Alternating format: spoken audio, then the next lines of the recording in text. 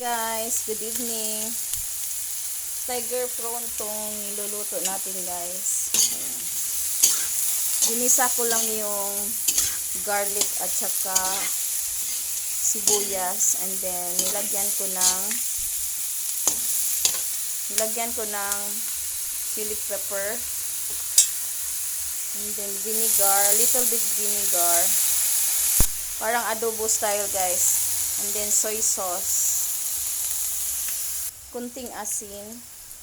Lagyan natin ng kunting tubig kasi gusto namin may kunting sabaw. And then kunting seasoning lang. Tiger prawn. Ano pa to siya, guys? Bali small size ata to sa tiger prawn or medium. Ayan. Kasing laki ng ano ko ng kamay. Yung iba, guys, ulo na lang itong natira kasi yung katawan niya dito, ginawa kong tempura. Ayan. Kainan na, guys. For our dinner. Ito yung niluto ni Cordaps na tempura. Nilagyan na ng breadcrumbs. Ayan. Thank you for watching. Bye. Yung sauce natin na mayonnaise at saka ketchup.